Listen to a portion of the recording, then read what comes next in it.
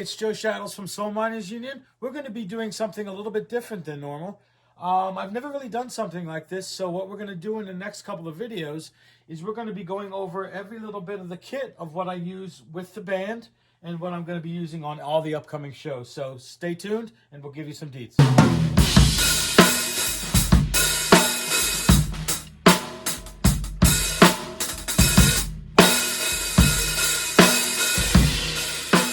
Okay, so let's start with the drums. These are Tama Superstar Classic Maple drums.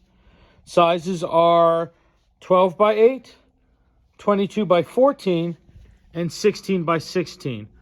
I'm also using a old Slingerland steel snare with a heavy steel shell and 10 lugs.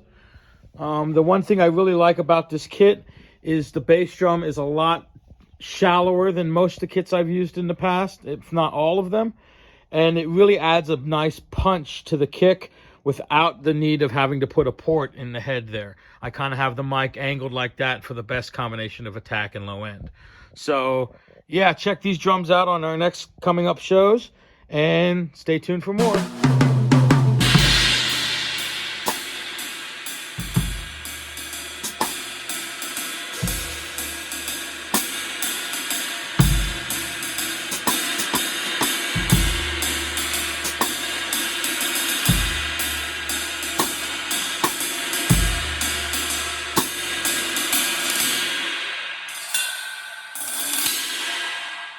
Okay, so next we're going to be going over the cymbals. Now, as many of you have known over the years, I've had a whole splay of cymbals, and lately I've become the believer that less is more, and I'm kind of just down to a large crash ride and a large ride, but they're both kind of crashable, so let's go over what they are. First, I've been playing Dream now for only a little bit, but I'm really happy with what they are, and the quality and the sound I'm getting, they blend really well with the band. So I am using, on the left, I'm using 14-inch Bliss hi-hats. Up next, I have the Bliss 20-inch Crash Ride. And finally, which is my favorite cymbal of all of them, is the Dark Matter 22-inch Flat Earth Ride. And even though it says Flat Ride, it does have a very small bell on it, and it still is able to punch through the mix of Ben's loud guitars. And it just these cymbals blend beautifully with all the frequencies that are coming from the band.